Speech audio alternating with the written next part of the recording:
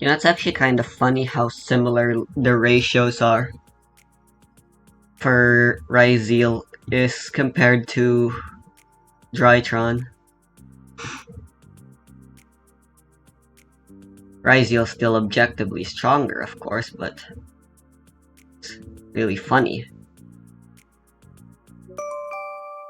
My Ryzeal deck has 20 non-engine, 15 engine, and 5 pseudo bricks, which is pretty similar to my Drytron, only it's running less non-engine and running a little more engine.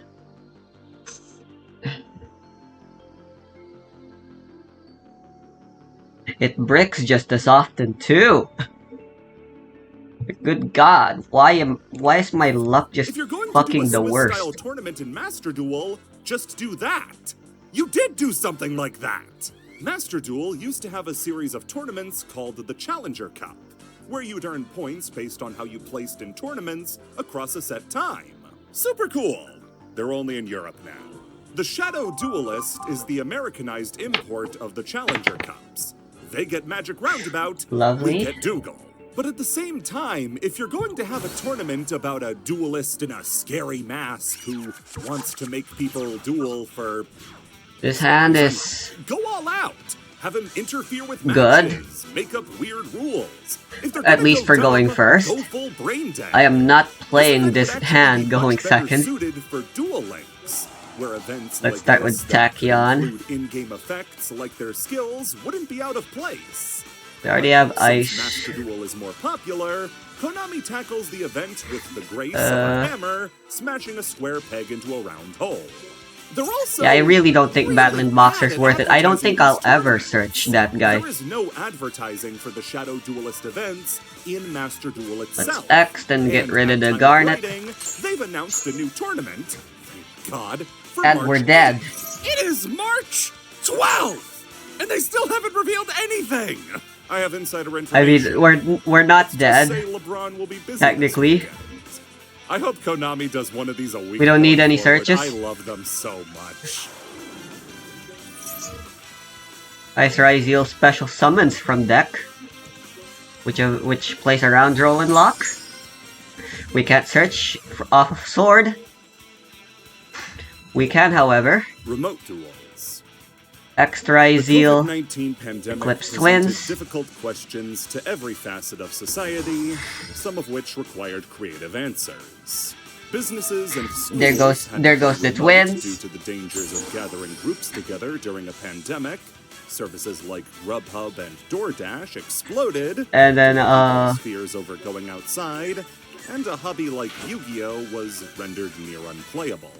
Yu-Gi-Oh events like Detonator. WCQs and YCSs required Can't activate hundreds its of players effect. to be in close proximity and then to finally each the other, Node Ryzeal, which and is during a pandemic, uniquely not that'd weak be to irresponsible draw at best, and if we're under super draw spreader unlock. event at worst. Konami wisely cancelled all paper play events, and we're now left in a really dangerous spot.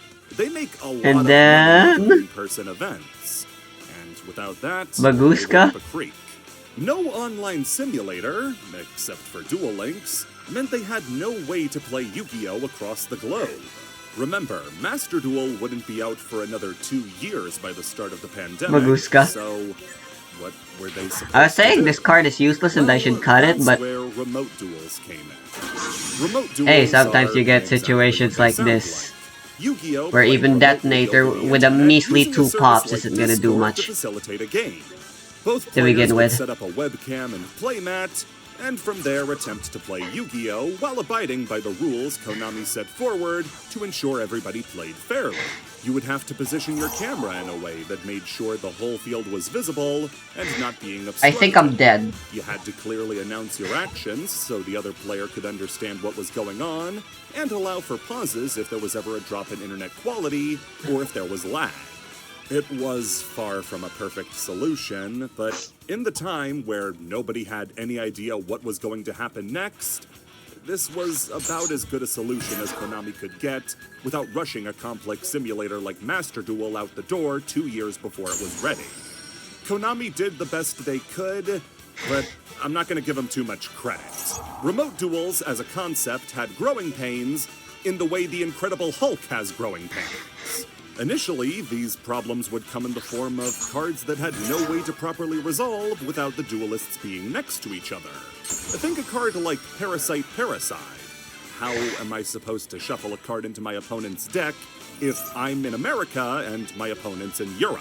As a result, Konami banned a series of cards that interacted with your opponent's deck, like Ancient Telescope, Flower Cardian Peony with Butterfly, and Transmission Gear, which, while it doesn't mess with the opponent's deck, you're not going to be able to play a proper game of rock, paper, scissors over Skype. Initially, Konami attempted to set up a central Discord hub you could use for remote play, and you can imagine how quickly this was dismantled by the feral populace of early COVID sickos who had just lost all decorum. And now, the death of the Konami Remote Play Discord server. The problems began as soon as the first person entered the server. As it turns out, whoever set it up had no idea how to set up a Discord server, as everybody was left on. 2 hours later, as the bare-bones moderation staff was finally able to turn it off, they ran into whole new problems, as Konami had not boosted their server. On Discord, Sure. you can buy boosts for a server. Wait, what? That works? Which will up the quality of streams and audio. Okay, maybe I live. Konami is a multi-million-dollar gaming company with more money than most of us would joke about having, and in the middle of a pandemic where money was tight, they started trying to bum Discord dollars off of people who just wanted to play Floodgate Eldritch. Once people found out just how modest the moderation was, they started posting the most heinous stuff they could in whatever channels they could get away with it in. There was some harmless stuff. People posting showdown stat spreads in the deck list section, or reciting the Unabomber's manifesto in the detailed product feedback channel, and some of it was worse. There was the running of the Dugs, where everybody changed their name to Dizzy, went in chat, and just made noise. Not a lot of this really mattered, though, since the server was taken down after about 12 hours. Luckily, it's not all lost, as before the server died, the match sorting bot that broke immediately was invited to a different server, which it inexplicably accepted and now lives uselessly to this day. Similar problems were found during the first remote YCS, but this time a lot more of the problems were player individual, like professional player Ryan Levy being locked out of his room and having to break his door down to get back in. The Italian Discord server just pirated the new Scooby-Doo movie that was supposed to kill movie theaters during the YCS. It was all cool. Even with all of this, it was a fine way to play Yu-Gi-Oh! Nobody enjoyed it. It was just kind of the only thing we had. Thankfully, with looser COVID restrictions and the rise of Master Duel, remote play has become increasingly less prominent. But for all its faults, we still have to appreciate that it existed at all. How else were we going to get the story of somebody losing a round via door violence? Speed duels. It really can't be overstated just how good a thing Duel Links was for the game of Yu-Gi-Oh! Its simplified format made for the perfect re-entry point for old players to get up to speed, as well as introduce new players to the game. It also serves as the closest thing Konami is willing to give us to an alternate format. The shrunken board and skills give it a totally different feel from the regular game. And it's clear that, to this day, the game has a massive and very strong fan base. So, Konami of America decided in 2017 to start tinkering with a physical version of Duel Links. This would take the form of one of the rarest products ever released, the Speed Duel demo boxes. These contained sets of cards for players at participating stores to test out, and act as game testers for the official launch of physical Duel Links. Speed Duels, as they would come to be known, would be revealed at YCS Pasadena in 2018. And describing it as a physical Duel Links is about as accurate as it gets. It used the exact same rule set as Duel Links, with the reduced board size, hand size, and life point total, while doing away with main phase 2 and giving players skills they can use to enhance their decks. While there would be growing pains due to part of the appeal of Duel Links, being able to play anywhere being lost, this could serve as a phenomenal on-ramp to get Duel Links players into playing the proper game. They start on the app, purchase the Speed Duel products, play in person, get a taste, and graduate up to the advanced formats. The skeletons of the product were there, now Konami just had to support it. Only problem was Konami had no good idea about how to support speed duels. See, they made the mistake of assuming they could sell speed duel packs the same way they sold both normal packs and Duel Links packs. Speed duel packs consisted of 4 cards with no guaranteed rares. No super rares, no ultra rares, not even basic rare cards were guaranteed when you picked up a pack. These packs, packaged alongside actual Yu-Gi-Oh packs, could contain 3 normal monsters and an equip spell that changes the battle position of a dinosaur monster with 700 defense during the end phase. These packs not only contained little to no worthwhile cards, making them feel awful to open, they were priced and sold the same as packs like Dark Neostorm and Savage Strike. You could either get Borreload Savage Dragon or Fortress Whale. Worst part is, I think Fortress Whale might win more people over. The 4 packs released for Speed Duel might be the worst products Konami's ever released. No cards worth getting. Don't let anyone mislead you like you were nobody. To rot on shelves. Wait, what? Events had been planned for No. Speed Duels, including making Fuck them an me. official side event at Why am I tournaments, stupid? But due to the format's lack of player base, nothing ever materialized. These packs would still most likely be dying on the vine at Walmarts and Targets, if not. What would hurt Malice the most when here? really dumb people with too many cents and not enough Card cents effects from bought the up every graveyard. trading card pack because United States champion Logan Paul convinced them they all Banish had cards from Charizard the in graveyard is them. This indeed blonde their dickhead strongest. Opening up a Charizard is the worst I thing think. that has ever happened to card games. Speaking of the pandemic, it looked as though this would be the killing blow to speed duels, what with the tightening of the belt across the board. Except Konami did something it rarely does, the right thing. Speed duels going into the pandemic got a complete reworking into a totally different product. They released a brand new format for Yu-Gi-Oh card releases, a box. Speed Duel Box Battle City would release and contain 8 20-card decks, each one fully constructed and containing brand new skill cards and powerful monsters like Jinzo. As well, it would contain a further pool of randomly selected cards, including 8 secret rares. This is one of the best products Konami's ever released, being priced fairly, containing Where loads is of value, infinite impermanence? and having a lot of contextual appeal. There it Are you is. an anime nostalgia Yugi boomer? Well, then now you can play with the cards from the anime arc you love so much. Did you enjoy the metagame of speed duels? This box did more to shake up the game than anything else by introducing 200 new cards at once. Did you hunger for alternate formats like draft and sealed only? This product seemed to have been made with that in mind. Konami had done it. They had revitalized a dead alt format with a single product. And from that point forward, remote events that carried speed duels saw their numbers quintuple overnight. Konami would stick with this as the main way to support the speed duel format, releasing 6 more over the next 4 years, each one adding on to a winning formula.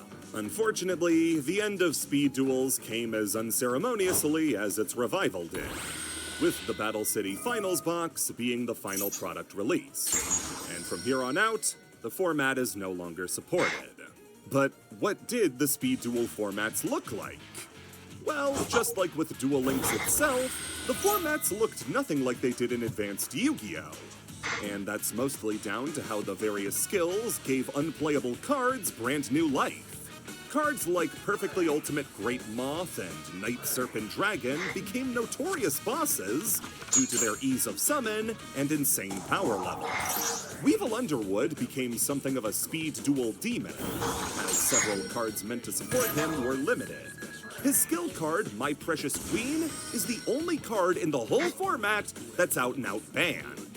Decks like Red Eyes, Gear Freed, Spell Counters, Cyber Angels, Unions, Monarch, Umi, Ratbox, and Gaia all saw stints of playability, with decks that came along later, like Fossils, being complete menaces, despite never doing anything in the TCG.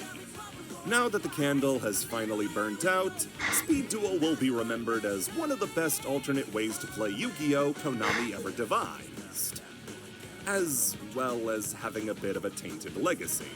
See, Speed Duels were a Konami of America invention. It's exclusive to TCG regions and not in Japan. In Japan, or the OCG, they had something a little bit different and a lot more successful.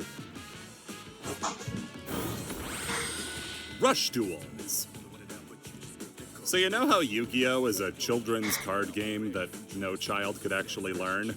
Yu-Gi-Oh! Is an extremely fast and new player-hostile game that moves at a speed most people struggle to keep up with, even if they know what's going on.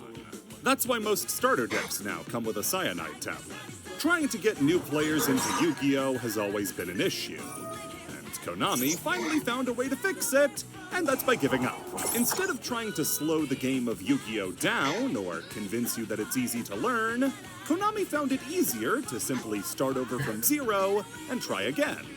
This is Yu-Gi-Oh! Rush Duels. Rush Duel is a new game that runs parallel to Yu-Gi-Oh!, which features a new card format and a new rule set. Instead of one normal summon per turn, you get infinite. At the start of every turn, you draw as many cards as you can until you have 5 in your hand. There's now only a draw, main, battle, and end phase. Cards now plainly list what their activation requirements are and what effects they have. Brand new types are introduced, including the main deck Galaxy, as well as new ones for specific fusion monsters. Like when a spellcaster and a warrior fuse, it's not a spellcaster or a warrior, but now a magical knight. Or if a machine fuses with a non-machine monster, that makes a cyborg. There is no more damage step.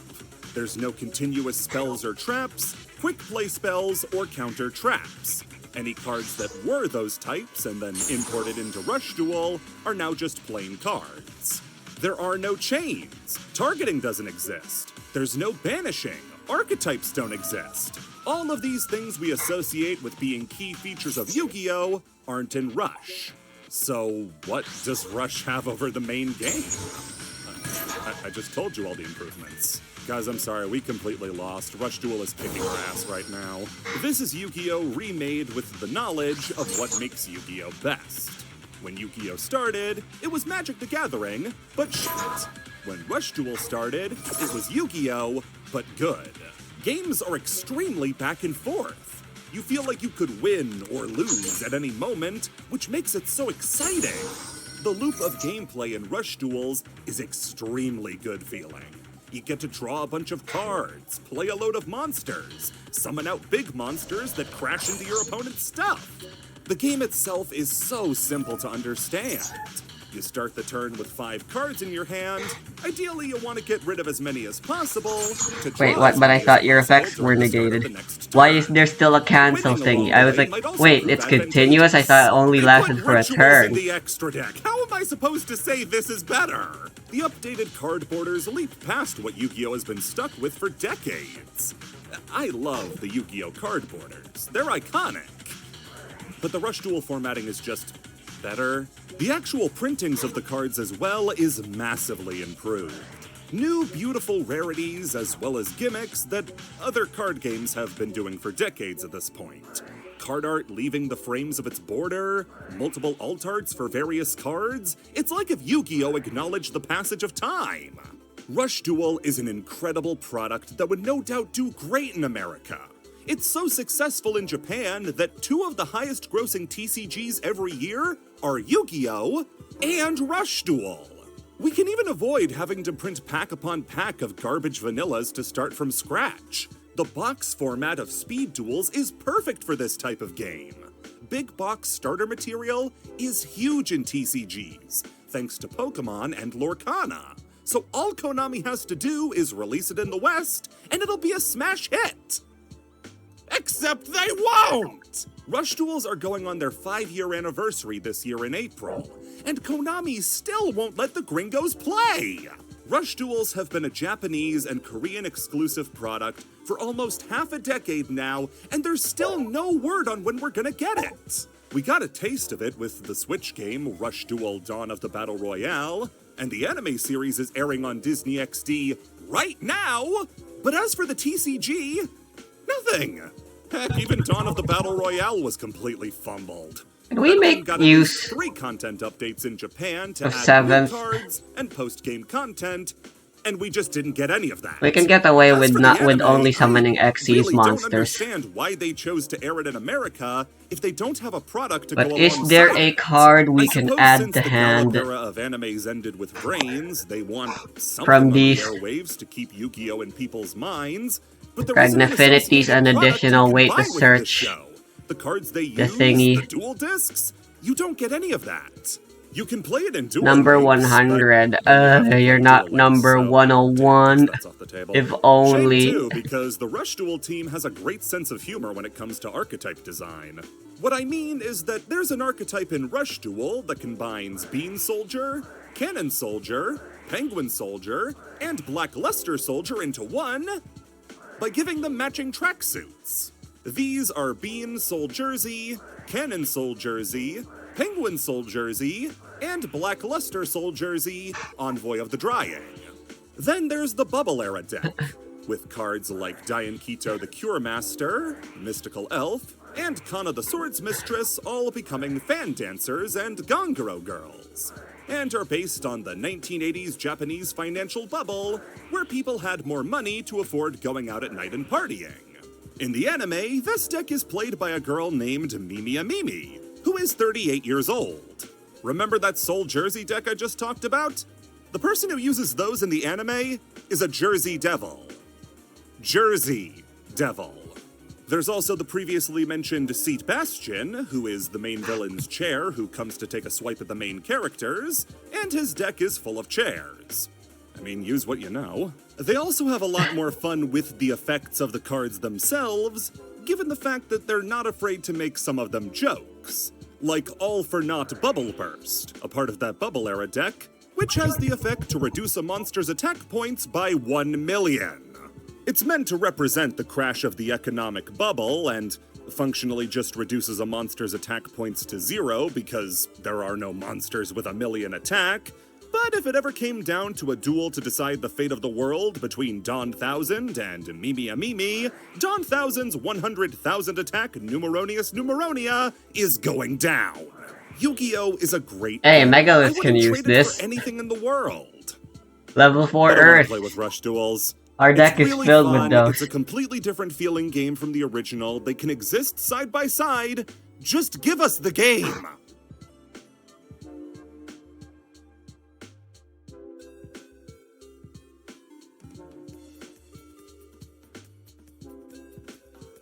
Cross Duels.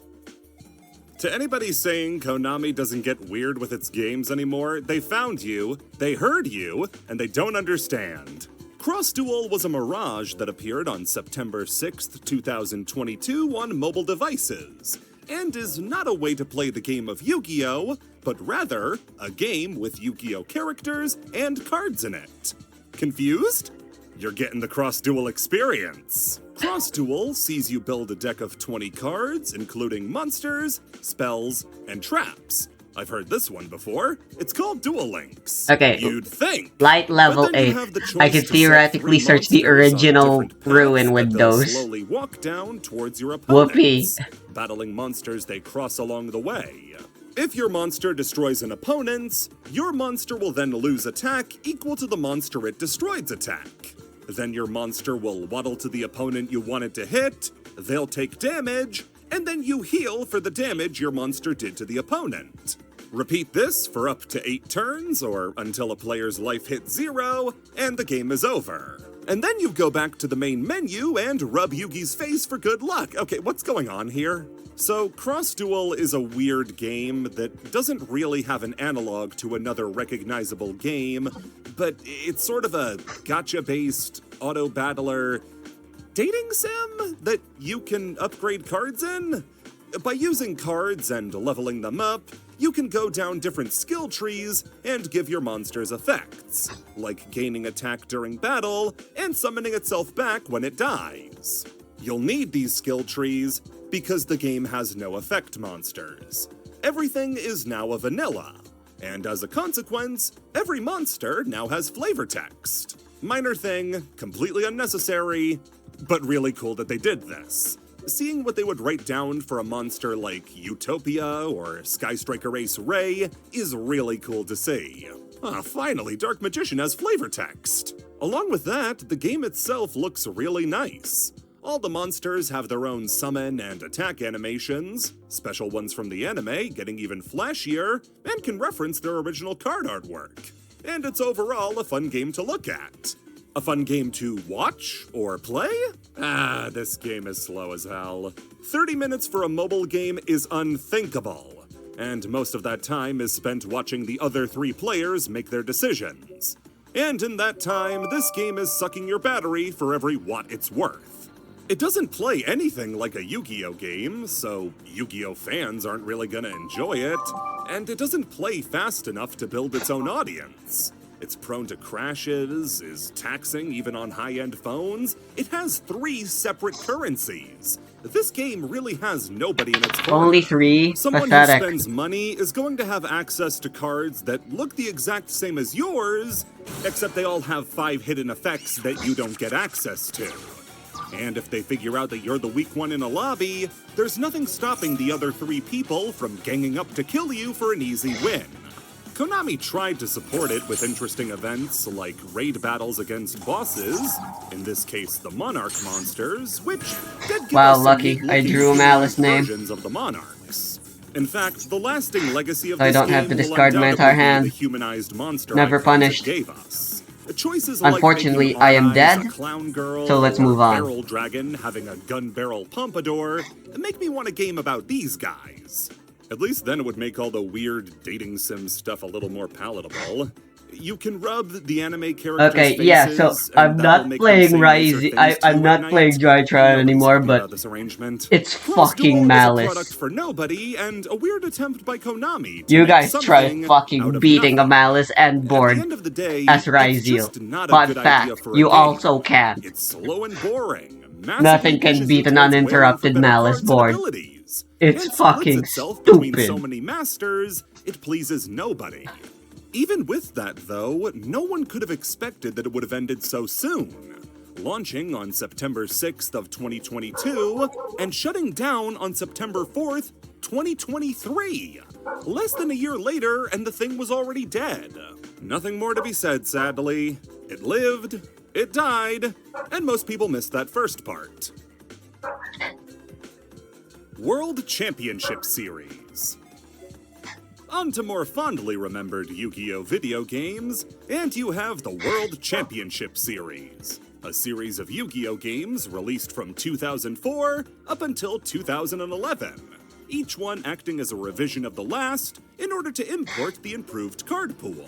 These games are updated and revised versions of the older Duel Monsters series of games, which you may recognize as they were imported to America as the Eternal Duelist Soul. Revision is a bit of a stretch when it comes to World Championship 2004, though. In how I mean the main menu just kinda changed. The game went from this to this. Aw, damn, I love blue. The very next game in the series, though, World Championship 2005, changed things up to be much different, including what would become series staples, like explorable overworlds, the ability to Ryzeal is stronger than Malice, they said. Play Ryzeal instead of Malice, they said. I fucking call propaganda bullshittery. I fucking hate this. I want to talk about the final WCS game, 2011 Over the Nexus. The game features tons of mechanics from previous games, Oh, but hell in a yeah. package that is one of the best Yu-Gi-Oh! Simulators you can play. The game's story is super interesting, giving you a new scenario to play parallel to the main story. letting you make your character and start the game in Crash Town, working your way up to the Grand Prix alongside your 2 game original friends. It feels like the perfect balance of original story and self-insert, where you feel important, but not like you've been slotted into a different character's role. The game's card pool is massive, covering everything up through the Storm of Ragnarok pack and Sanctuary in the Sky structure deck, making it a perfect emulation of the sweet spot between the 2 fan-favorite formats, Edison and Tengu. You can play Gladiator Beasts, Lightsworns, Infernities, Blackwings, Fabled, Heroes, Machina, Zombies, Aggro Dragons, Monarchs, Battery Men, Gadgets, Fish, Quick Draw, Diva, Alien, and so much more. So many classic decks free to build. The UI and dual field itself is slick and quick. My favorite is being a bitch with my Herald pile. Great way to jam through a quick duel while on the bus. The game also has so many great additions that they didn't need to make, but makes the game so much better. Character customization, full dual script customization, where with you can terrible choose what English to say when you do a certain action in a duel. Loads of side quests, duel puzzles, a calculator for playing real-world duels, an ace card mechanic where you can designate a card as your ace and get a special summon animation when you play it. The game has a mechanism whereby the game will rate your deck and tell you if it's consistent, what weaknesses it has, and give it a grade. Over the Nexus What? I don't is the remember best that. Yu-Gi-Oh video game ever made, and shows just how great the World Championship games could be. Did I Droll Lop kills the rest in order to talk every about version of Over the Nexus? Ryzeal, by the way. Yeah, listen. Also, some can of I win these a die games are roll for RPG once? adventures, others are straight-laced duel simulators. It kind of bounces back and forth. It'd be a real hassle to go over each one individually. If you want an easy way to categorize them, just treat every game as a simulator for the format of the year it came out in. In addition, the actual Yu-Gi-Oh! World Championship would have You know a what? separate Fuck this. division I'm dedicated ending to my people face. playing in the World Championship games. Are you gonna Which draw Ash nowadays Blossom? is taken up by I dare you duelists to. and master Fuck you! Sadly, the World Championship series ended with Over the Nexus. Probably out of fear they were getting It's too alright. good. Check this out. And from there, we would Molt only get Charmy. sporadic releases Ash like Blossom. Legacy of the Duelist, Molt Charmy and again. World Fuck you. Carnival, none of which ever reached the heights of WC 2011. Tag Force. Wait, shit, I bricked. While the DS had Pokemon and the World Championship series, the PSP had Porn Actually, and the Tag Force what? series. A separate series of I actually games wanna that ran parallel redo to my the World Malice. Championship I games want with a few to fun fucking put in defining more features. spell traps so I can bluff Obviously, them gameplay is before one of playing those my normal features. monsters. For the most part, Like, the games are people- the same. But People this will game does always take the tag assume duels these and cards. goes People are all likely in. to assume You'll the be cards you tag put dueling face down all the before time. normal summoning in a But the Malice early Tag Force are games the that take are place in the Duel trap Academy, cards, you know, where you even can though play in a people tag duel usually every play Sunday. only one. Right, but how do I get a tag team? That kind of bluffing potential Well, is not that's where the something defining Malice feature of needs, the Tag Force games come in. because it's already so fucking Yes, atrocious. more than the tag duels. Dating. Yeah, the Tag Force games take heavy inspiration from dating sims and present you with the ability to create bonds with your favorite characters. In these early games, it's done by talking about topics that interest them, dueling them, and giving them sandwiches they like. The more you befriend certain duelists, the more affection you'll earn, which nets you special cutscenes and scenarios, as well as new packs to pull from. The games feature game original scenarios for all of the duelists you can befriend, which takes you down original Give me a starter, give me a starter, give me a starter. Fuck yeah, fuck you, bitch. We're not playing Yu-Gi-Oh at all. We were never gonna play Yu-Gi-Oh at all. Why would we play Yu-Gi-Oh? Team up with Obelisk Blue Chaz Princeton and complete the Princeton family plan of taking over Duel Academy. Ah, hell yeah, I always wanted to be a mook. These games have a phenomenal charm about them, and let you slide into the story smooth as butter. You're not some special duelist with a destiny that intertwines with everybody else. No, you're a classmate, just like everybody else, and you get to experience their lives as they do. The first 3 games all cover the GX story, with Tag Force 1 covering the Shadow Riders, 2 being a mishmash of the Society of Light and Yubel arcs, with 3 covering the final Night Shroud arc, the game's European release being the only English adaptation of the arc up until this point. The game also threw in the Destiny Draw mechanic, whereby you can place a card on top of your deck if you're at a disadvantage. A skill so broken, you can never truly call these games hard as a result. The game is also famous for featuring a variety of anime cards that either weren't printed yet, or haven't been printed ever. Cards like Fossil Fusion and Chumley's Dad's Drunk Monsters are available for you to use with their anime effects intact. Remember previously when we covered Berserk Soul and how older games used its anime effect? These are the games I'm talking about. Later Tag Force games in the 5Ds era would expand upon the systems and introduce way more items you can give to your friends in order to increase their affection, as well as fleshing out side stories for every character you can think of. Fake Jack Atlas, who uses the multicolored Red Dragon Archfiends, gets a side story. The clown guy who assists Goodwin gets a side story. A Shonen Jump exclusive cosplayer of Carly Carmine gets a side story. You get to feel like you're befriending the cast, whether it be Jack and Yusei, or the Earthbound Immortal guy who uses the monkey. These games are a great time, and, just like the World Championship games, represent their eras of the game really well, while being distinct from those games thanks to the affection mechanic.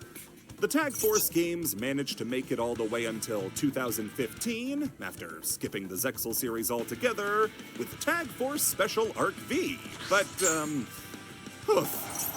talking about this game before the final tier would be a massive disservice. Legacy of the Duelist.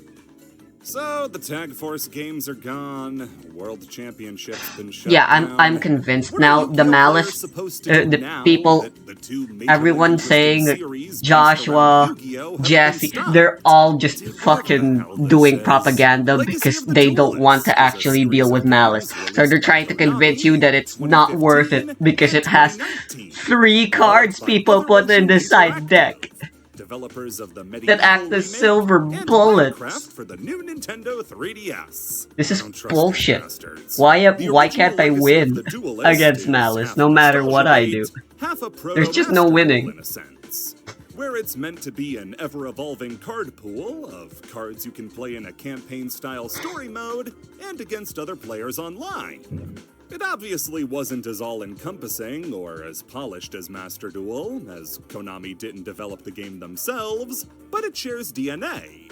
The main gameplay is going through iconic, and not so iconic duels from the anime that allow you to step into the shoes of your favorite characters, using approximations of what their decks were at that moment. For instance, instead of just having a Yugi deck, your duel against Kaiba will feature the Exodia parts, but then your fight against Weevil will give you Curse of Dragon and Burning Land. And then in Mako's duel, you'll get more Giant Soldiers of Stone and Attack the Moons to recreate the moment from the show. It's a really clever idea, and even has reverse battles where you can play out a duel from the villain's perspective. As well, once you beat a duelist in this mode, you can challenge them in a duel challenge, where they have a new, modern, updated deck. For instance, instead of Toon Monsters, which are bad, Pegasus will play Madolche, which is good. The game also features an incredible new mode. He plays Madolche now. He's not beating the allegations at all. From the packs made for draft play, the Battle Packs. Build a deck by passing a pack of cards back and forth, build it on the fly. If that's how he's getting characterized in those games. Alright boys, bring in the negatives! I don't want to come off as too mean, but I really don't want to come off as not mean enough. I hate these games. These are some of the most soulless and dead-feeling Yu-Gi-Oh! Games you can play. They're slow as hell, ugly, obtuse to play. Nice, well, since I drew it. Duels in this game move at a very slow speed.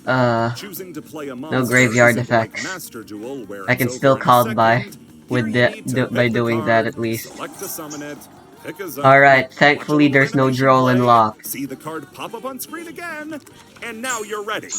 Other games did the same thing, but did it so much quicker. Legacy is just a slower version of what Tag Force and World Championship did. Speaking of which, any style or flair that those games had in summon animations, duel fields, or general gameplay feel is gone. Duels feel utilitarian. The card is played, but it's not fun to play the cards. The game has summon and attack animations, but for like 15 monsters total, and they're all anime monsters rendered in fruit snack textured CG. They all look rough and move worse. And who gets these animations is chosen at fucking random. You're telling me that the two most iconic monsters if in you GX do, were fuck. Thunder Giant and Red Eye's Darkness I Dragon? can't dodge Duels timing. take forever.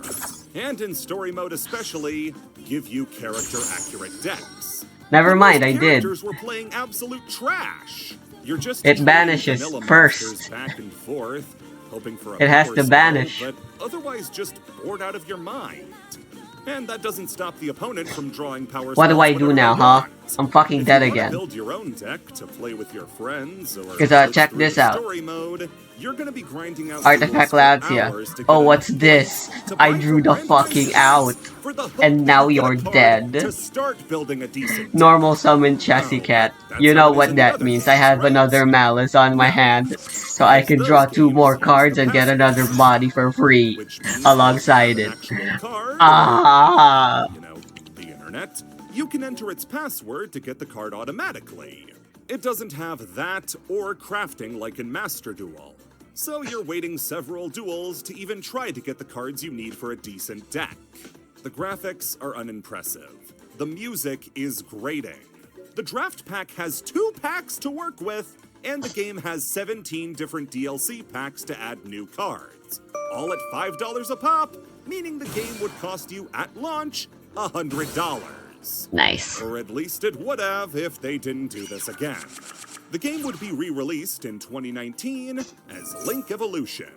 This game adds, of course, Link summoning, and updates the card pool to the modern day of 2019. This updated the monster summon animations and the ban list. Enjoy Link Evolution, everybody! Yeah, this game isn't better. Still slow, still tedious, still a grind fest that, while not having 17 How many cards do we DLC want to give them? packs, I didn't now has activate. 0. Link Evolution was never updated to add new cards or I could just alter ban detonate her lists, pass with this which hand, means that honestly. now you were stuck playing So that's what I'm gonna do. 2019 Simulator. That's charming for games on the PS2 and DS, but frustrating for a game on the Switch. It even keeps in the draft mode. Just let them a net style of neutral play with their Konami hasn't Molcharmy. supported since 2014. It can be fine for getting people into the game, but as an on-road, take it from somebody who has a friend who Just said guarantee they wanted to follow get up with into sword. Yu-Gi-Oh! They said they wanted to learn, and I told them, "Oh, sick! You can download Master Duel for free." And they said, "Oh no, I already bought Link Evolution." And then never another word was spoken about it.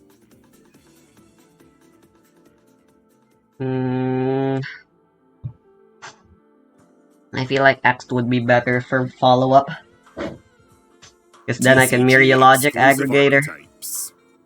Yeah. So I've used the terms TCG and OCG over the course of this iceberg, but what does that mean? What is TCG versus OCG? Well, TCG refers to Yu-Gi-Oh! As it's played in regions outside of Japan, China, Korea, and Hong Kong, while OCG refers to Yu-Gi-Oh! As it's played in those regions. TCG is for trading card Deal game, with this. and OCG is for official card game. Why the distinction? Nobody's quite sure. It might have something to do with the previous Small company world. who handled American Yu-Gi-Oh's distribution, Sure. handling things differently, but going too deeply into that Molcharmy. is just speculation. I mean, we know that the TCG has always been behind the OCG. They had a in terms of second card one. releases, since TCG Or maybe they packs were top just decked the second one. reconfigured OCG packs On draw. smushed together into one to fill up a bigger Nibiru? card list, Okay. but that's as far Wait, as is we can this? get. All you need to know What- is what- that there are wait, what was technically that? two different versions It's of fucking Yu-Gi-Oh! rescuing. These two versions, therefore, have different card pools and ban lists from each other, with cards banned in America, free for play in Japan, and vice versa. As well, certain cards are available in Japan that America doesn't get as soon, or never gets at all. A card like Shuttleroid never came out in America, and is instead locked to Japan for I the mean, foreseeable future. We could ash But what this, happens but when the coin I'd like to see the flips? rest of their What deck, about why when not? cards debut in America They seem really first instead desperate, of Japan? anyways. Yeah, Well, let it through. That's how we get TCG Book. exclusive archetypes. Oh shit. TCG exclusive archetypes Oh, are shit. archetypes of cards designed by the TCG department of Konami, made by Americans instead of that the was a regular mistake Japanese card letting that through. designers. These cards will usually come out in waves throughout the main packs, but sometimes Konami of America will get even more froggy and release whole TCG exclusive packs, like Fist of the Gadgets and Toon Chaos, printing support for decks that the OCG won't get for a while. The first ever TCG exclusive card was Beast of Talwar, a level 6 normal monster released in Pharaonic Servant on October 20th, 2002, while Japan got him in the collector's tins in 2003. This one doesn't count as much though, as instead of being made by the TCG, it was simply a card released in the TCG first. Though they have kept his legacy alive. From your as hand in or the most field, they recent have pack something as of from hand. writing, Supreme Darkness, they released a brand new retrain of Beast of Talwar, the Sword Summit, as a TCG exclusive. What we now know as a TCG exclusive archetype began in the 2013 set Galactic Overlord with the Noble Knights, an archetype based on Arthurian legend focused around equip cards. From here, we got the basic idea of how TCG exclusives would work. Alongside the main cards imported from That's the OCG, that's the last time there I'm would be a ever few letting Pot slots of Prosperity dedicated resolve. alongside them to cards exclusively for the TCG. And for the first few packs, those were the Noble Knights. The next year, though, in Duelist Alliance, the TCG exclusive deck was released, Burning Abyss. Based on the story of Dante's Inferno by Dante Alighieri, Burning Abyss was a series of cards that broke down barriers.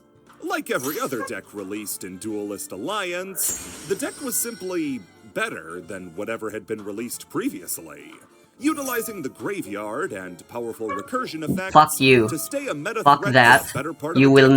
not. To put its popularity into context, Burning Abyss is the most popular Yu-Gi-Oh! Deck ever made.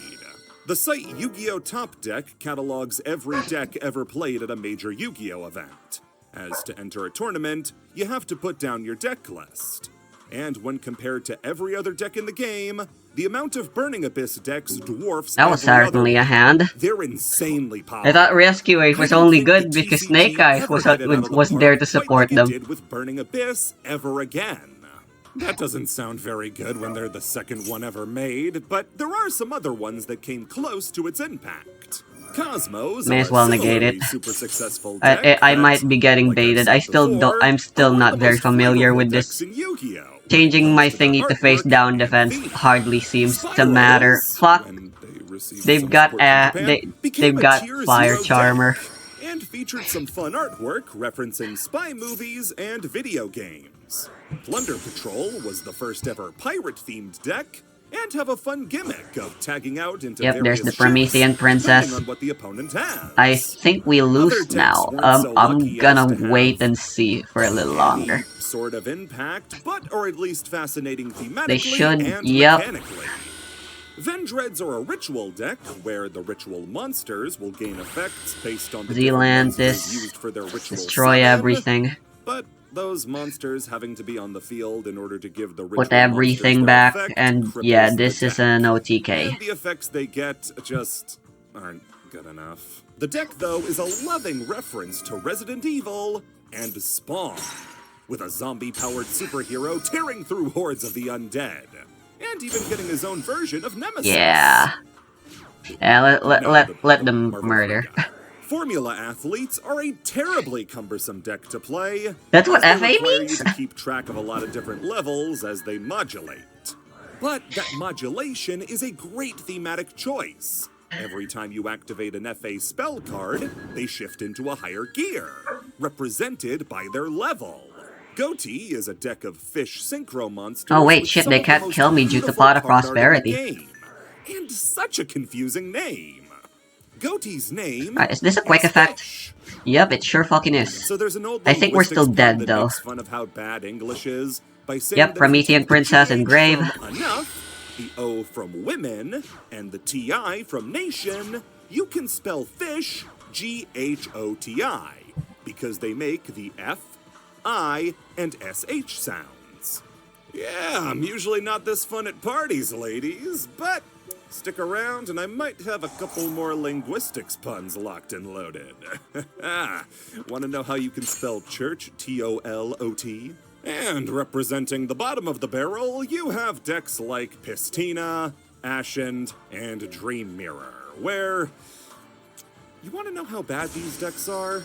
Normally, when a TCG deck releases in the OCG, they'll release one card of support for each deck to try to address some of their problems. Tistina and Ascend got one card. They let it resolve, what? They didn't waste the cardboard printing 2 cards of support, so made one card that supported both Tistina and Ascend. Did it help? Of course not! And then you have... I mean, they still have Promethean. the 2 times where, inarguably, the TCG department had a devastating effect on the game at wide. The first of these were the Kaiju monsters. Based on a Wait, wide shit, I didn't mean to spectrum of normal giant summon Sword. monsters, from Godzilla to Gamera, Ultraman to Godzilla again. Okay, do you want to fight about it? These were meant to emulate the giant monster battles of kaiju movies by giving a kaiju to the opponent, summoning your own, and then making them fight. To make sure the opponent played along, the kaiju you would give your opponent would tribute an opponent's I monster fucked up. in order to special summon itself. I could have sworn I clicked special summon. Whatever What the they fuck? had, and Or replace it normal with a summons. brand I new thought I friend. was normal summoning Sword. Usually What is this concealed. bullshit? This effect changed Yu-Gi-Oh! Why? Forever. Kaiju-style monsters Why am I like Lava Golem stupid? existed, but they require your normal summon. Kaijus tributing monsters meant they were able to circumvent effect-immune monsters and replace them with what were essentially normal monsters. Remember in the jargon section when we talked about Towers monsters? Kaijus directly countered Tower monsters and have been seeing play since their inception. The other dangerous TCG archetype was Dangers. Based on various cryptids from around the world, this was another deck with incredible flavor to it. To activate a Danger effect, you would reveal a Danger monster in your hand, shuffle your hand, then your opponent selects one card in your hand for you to discard. If it's the Danger, it goes to the grave. If it's a different card, you summon the Danger. You get a glimpse of a cryptid, you have to try to find it, and if you don't, you get attacked. Except every one of them was also Upstart Goblin and let you draw a card when they were summoned. And if they get discarded, they get even more stuff to do. Except for Tsuchinoko, it doesn't matter if you hit him or not, you will feel his wrath. These guys nearly killed Yu-Gi-Oh! In 2018. TCG exclusive archetypes give the designers at Konami a great chance to get experimental with mechanics that are routinely underrepresented, like equips and rituals. And finding out what America will get to premiere next is a highlight of what can be a stagnant reveal cycle, considering we know a pack's content months in advance. We're usually just waiting to find out how they messed up the names. Now stop making them all fusion decks, please. Yu-Gi-Oh! Mangas. The Yu-Gi-Oh! Anime is how a lot of people were first introduced to the series. As an anime, it's more accessible and available than a manga. And its syndication on American TVs meant that if fans of Please the do series not wanted to imperm, follow this is the my only storylines, starter. they'd go to the anime. But up until the final Gallop Era series, Vrains, Yu-Gi-Oh! Had a manga series that would release alongside its anime versions, each one following about the same plot. The Yu-Gi-Oh! Manga's post-duel monsters are a really interesting facet of the series. as this isn't a case of the mangas being adapted into an anime, Well, but fuck. rather the mangas are the supplementary material as the animes would release first. GX Anime, October 2004. GX Manga, December 2005. 5D's Anime, April 2008. 5D's Manga, It just ain't my day August today, ain't it? 2009. These were running parallel to each other, but their release schedules were about the only way they paralleled. Kazuki Takahashi would oversee the general flow of the series and contribute monster designs like the original Elemental Heroes, Neos, and the Neospatians for GX, the Signer Dragons for 5Ds, and Utopia for Zexal, but he didn't write any of them, leaving that up to writers like Naoyuki Kageyama for GX, Masahiro Hikokubo for 5Ds, and Shin Yoshida for Zexal onwards. Artwork, meanwhile, would be handled by artists proficient in drawing in Takahashi's original Yu-Gi-Oh! Style, like Masashi Sato and Naohito Miyoshi. What makes the Yu-Gi-Oh! Mangas so special is it feels like peering into an alternate dimension, where just a couple things are different and it changes everything. In the manga, for instance, Jaden starts out with his Elemental Hero deck, but soon loses it and swaps to the Kamen Rider-inspired Masked Heroes. Chaz ditches the Ojamas, XYZs, and Armed Dragons for Light and Darkness Dragon. Bastion loses the chemistry and gets a zombie-themed yokai deck. Every duelist who appears in both an anime and a manga will usually have completely different decks. They'll also often And they can get a link monster from this. and have new attitudes that make them unrecognizable. Yeah, I don't know. Chaz in GX is a goober who fails all the time, but never loses confidence. He's the only one. What the taking fuck? him Why does seriously. Ryziel suck all the Chaz ass? in the GX Am I just manga, bad at though, Ryziel? is a completely different character. Like if Chaz never changed from his original portrayal as the star duelist of the Academy and had more than enough skill One more to back it duel up. and then I'm His fucking done change for in the day. attitude gives him a huge This kinda boost in depressing. importance, and he's treated as something of a secondary main character to Jaden. Speaking of whom, his new attitude actually allows him to get a huge victory over Jaden for the right to lose to Zane Truesdale, who they didn't really change much. Leo and Luna, the two plucky members of Team 5Ds. What are they like in the manga? Well, instead of being two school kids who end up idolizing and then fighting alongside Yusei, in the manga, Leo is a dueling bounty hunter hired by Rex Goodwin to take out Yusei, and Luna is his creepy, overbearing coach. As well, the events of each story are totally different. You look at 5Ds, and you see Rex Goodwin is still the major antagonist, and you think, alright, I think I know how things are going to go. And then the Skeleton Knight appears! Roman Goodwin, Rex Goodwin's brother, takes up the persona of the Skeleton Why Knight, does everyone have a mythical Molcharmi? duelist who will bring good cards to those who pray to him. And he ends up stealing whole new character Sect's soul, and turning him into a vassal. The brothers Goodwin plan on reviving the ultimate god, but instead of an earthbound immortal, it's the Crimson Dragon, here called Ultimaya Tzolk'in, who evolves further into Phantasmal Lord Ultimaya Bishbalkin. The Zexal manga is an even further departure, as in this version, there are no Baryons. The whole business with Dawn Thousand and Baryon What are they World is potentially thrown playing? away in favor of a number war between the new Can I villain, Abyss Dweller Kyoto pass and Umo, and the hero. kill him that way? These act more as On alternate on takes my the follow-up? events of the anime rather than straight adaptations, and it can work surprisingly well. These stories often stand independent from the original animes, and all have new stuff to bring to the table that can make them at least a pretty enjoyable read. The legendary planets of GX, the Satellite Royale arc of 5Ds, the Number War of Zexal, they're all fun. Though there is no getting around how weird it is to read these after watching the original.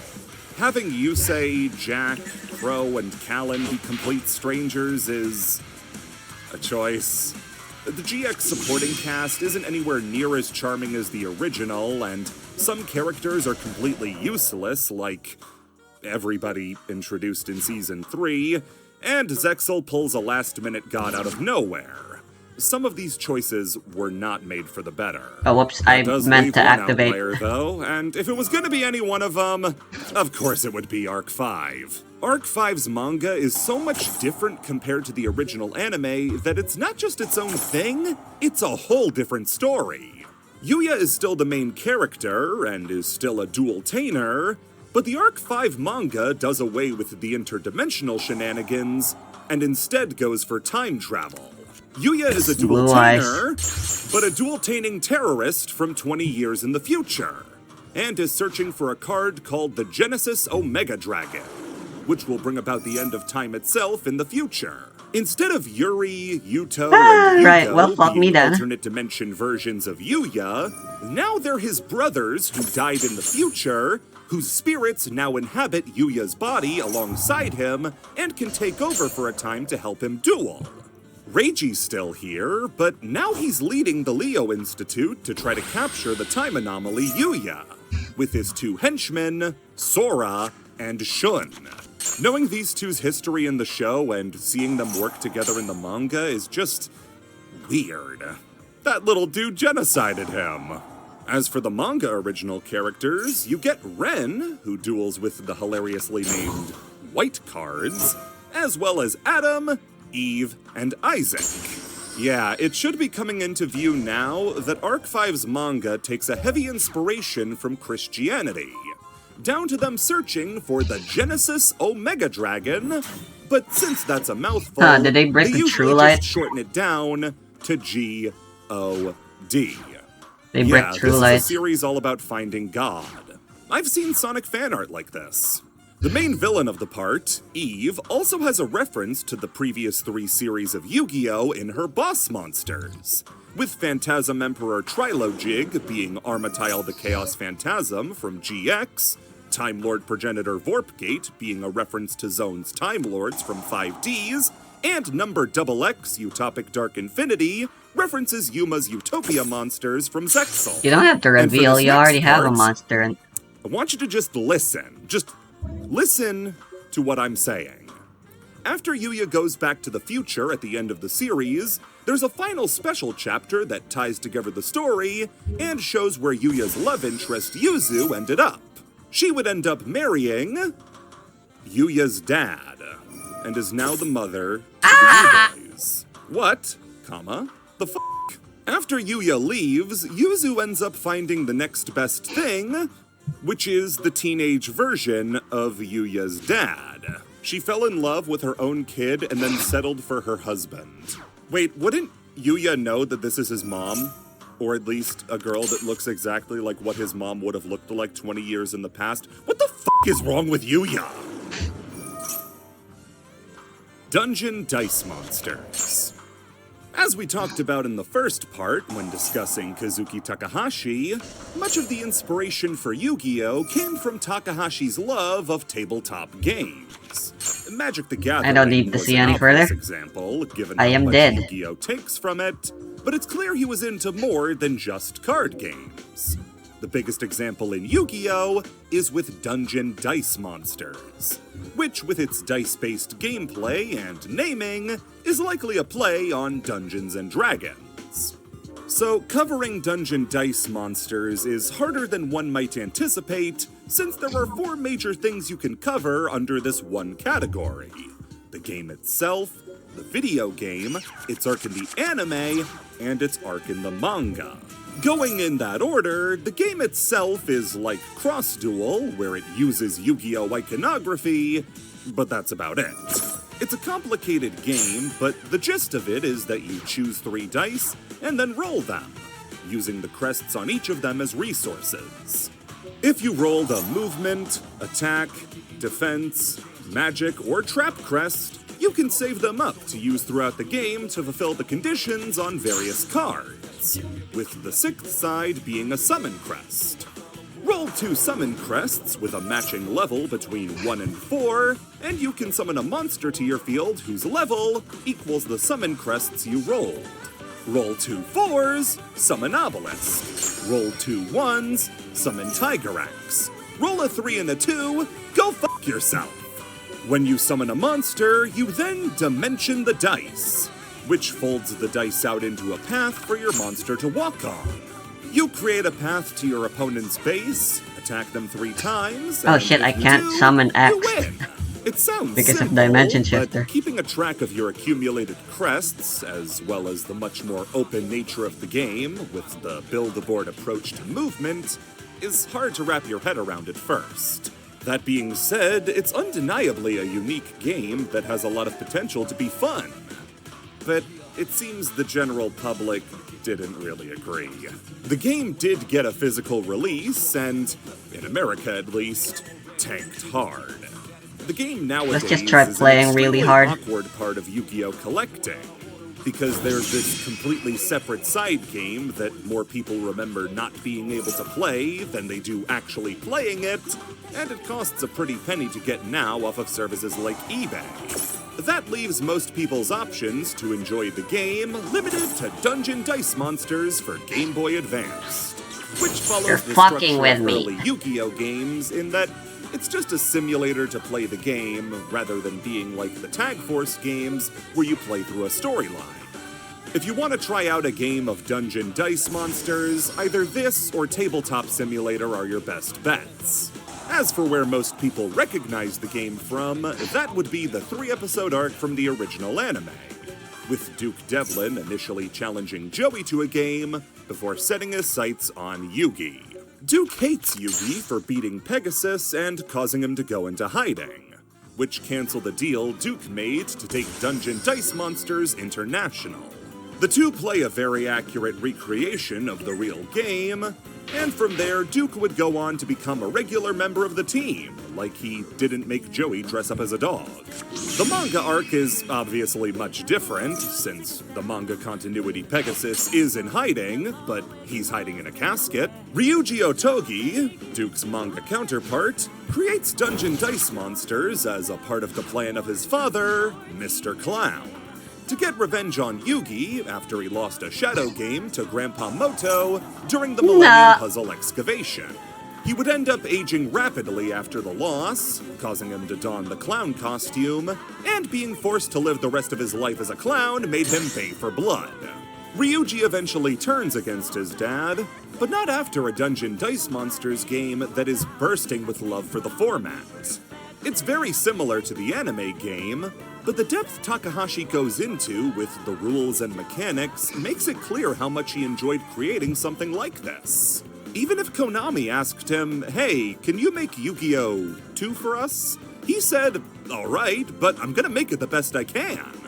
Dungeon Dice Monsters has, to an extent, been fathered into Yu-Gi-Oh! Proper, with monsters like Thunderball. I don't like how fast the timer rolls down if you're standing idle now. Dice Monsters being brought in as monsters in Yu-Gi-Oh! As well as cards like Dungeon Dice and Dimension Dice. Like they don't want to give you time to part think. of what Dungeon Dice Monsters was going for. Nowadays, it's seen as a sort of weird filler arc, but in reality, it's just a further extension of what inspired Yu-Gi-Oh! To begin with, Kazuki Takahashi's love of games. Tone-deaf TCG. Communication is important when it comes to the life of a healthy game, as there needs to exist a healthy line of discussion between the people playing it and the people making it. Players need to be able to articulate in an understandable way why aspects of the game aren't working, while designers have to convey why cards are being made the way they are. This is something that many other card games do well, but just like with the card art accreditation, Yu-Gi-Oh! Is lagging behind. We know a handful of game designers working at the TCG, but overall, Yu-Gi-Oh! Is run by a shadow government, where the next Dark Magician retrain is decided in the same room where they try to stop the Third Impact. Because of a lack of proper communication channels from either side to the other, oftentimes, the TCG department of Yu-Gi-Oh! Will make choices that make it seem like they don't just ignore the player base, but they have no idea what they want. Most commonly, this occurs with ban lists. How ban lists work in Yu-Gi-Oh! Is that they used to have a set date that the lists would come out by, meaning that they would have an amount of lead up to them. And if the date landed near a big event, people would be able to plan for their cards potentially being banned. However, recently that policy changed, and now ban lists are reported to come out sometime in the near future. This means that when people plan for events, they get no information on when they're going to have to reconfigure their entire strategy. This has led to the lists being dropped at random times, and occasionally at the worst times. The June 5th, 2023 ban list, for instance, had massive shifts, like limiting the power of the top 3 decks in Kashtira, Super Heavy Samurai, and Pearly. But the timing was a huge problem. Let me fucking win a game, please. 2023 was the date of YCS Philadelphia. So in the middle of a premiere event, one of the bigger ones of the calendar year, you get the entire event thrown into chaos by a horribly timed ban list. That's horrible! But not horrible enough, because they did it again in September, releasing the ban list before the YCS. That way Let's it let see if they everybody play around know Nib. that this event didn't really 'Cause, matter that's because our only they were non-engine. never gonna play this format again.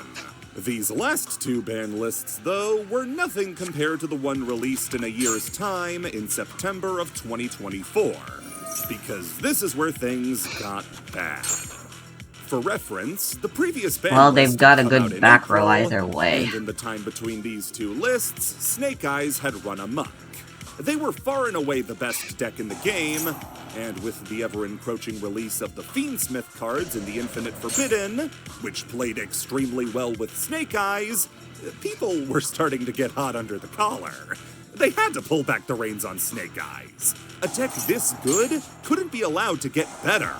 Konami, though, went radio silent, and wouldn't give us any updates on the list. When they did post, it was to promote stuff like the Shadow Duelist Tournament, or to post inane stuff like Monadium Primeheart has a special defensive ability that stops Why would they your discard opponent from effect then? targeting it with card effects. No monster they can just get facing another one, I Monadium guess. Primeheart will be safe due to its multiple energy blades. This being posted at the start of the drought of list news made it a very popular copy pasta in the Yu-Gi-Oh scene.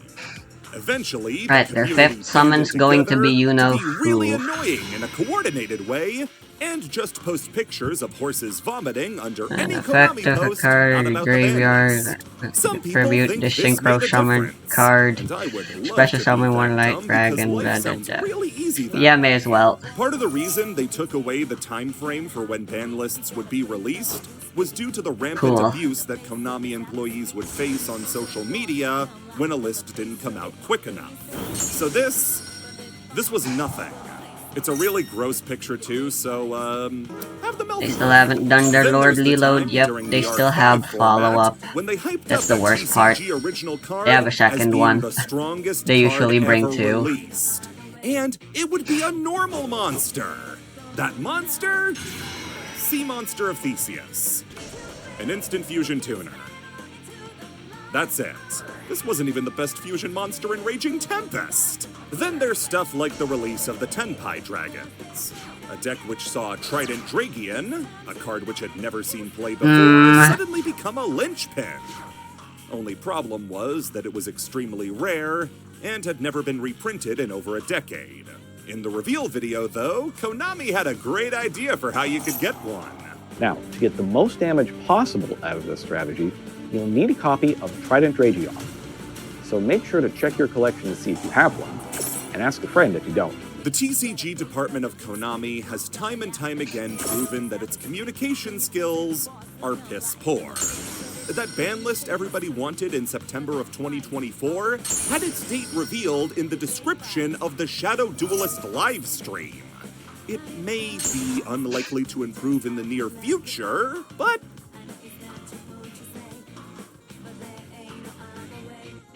Konami hates pendulums. You know that one child you have that you hate? Yu-Gi-Oh! Has one of those, and it's the theater kid. So, Yu-Gi-Oh!'s extra deck has been getting chunky around the curves for a long time. Every new series introducing a new summoning mechanic, and an associated Death of Yu-Gi-Oh! Along with it. We haven't gotten a new edition since the end of Reigns, but once an anime cycle, we'd find something new to try to shove in the extra deck. Fusion, Synchro, and Xyz all got to laugh it up in the extra deck and throw cans at Ritual's broke ass, all entering the game with some level of enjoyment and smoothness. Fuse 2 cards, get a monster. Sync 2 cards, get a monster. Overlay 2 cards, get a monster. All easy to understand and intuitive. Synchro's the hardest one of these, and all that one requires is a basic understanding of addition. But then Arc 5 came around, and along with I forgot about came Drill the Beam. red-headed stepchild of the summoning mechanics, pendulums. Pendulums are a series of cards that, rather than staying in the extra deck, are put in the main deck and drawn like any other type of card. When you have a pendulum monster, you can place it in the pendulum zones. And when you have 2 with scales, these things are scales, that were different, you could summon monsters from your hand and from your face-up extra deck to your field, as long as their levels were between the 2 pendulum scales on the field. So if you have 2 monsters, scale 1 and 8, you can summon monsters from level 2 to 7. But how are you getting cards into the extra deck face-up outside of a confused activation of Convulsions of Nature? Well, pendulum monsters don't go to the graveyard when they're destroyed. Instead, they're placed face-up in the extra deck. This was likely done as a way to not confuse people as to why certain cards could be pendulumed out of the grave, but not others, so they placed them in the face-up extra deck to not have to make a new zone just for them. See, they were already doing that anyway, because pendulum monsters would be placed in pendulum zones. These 2 zones here that could only contain pendulum monsters. These 2 new spaces were the first new zones. It might seem strange why I'm suddenly having so much hate for Malice right now, and that's because I'm getting sick and tired of Malice. I like the deck still, but and still are the most hated summoning mechanic. Their shit's way too linear and way too long. That's the more important part. Ryzeal doesn't play as much. Different from the game we enjoyed playing. It's very comfortable. Ignites, metal foes, and Drytron, pretty much the same. It plays a little too long. Monsters they had no business making. The only reason we joked about keeping a card like Shockmaster around was because it was a little hard to get 3 level 4 monsters on the field. But not anymore. I don't know, am I doing something wrong? My build isn't all that different. I mean, I guess I'm running a couple of different rank 4s than most people, but like, how often do you see those? Also, Battling Boxer was actually fucking useful. It didn't win me a game, but... By the end of the Pendulum era, pendulums themselves were the least popular part of it. As thanks to decks like Shadal's, Burning Abyss, and Speedroids, every other summoning mechanic was having a great time. Then came Master Rule 4, and the introduction of an intrusive, annoying gimmick that warped the game around itself and changed Yu-Gi-Oh! To be insanely different from the game we all loved playing. Lynx added yet 2 more zones called Extra Monster Zones. And Konami, ever the resourceful ones, simply moved the pendulum zones up there and kicked pendulums to the left and rightmost spell and trap zones.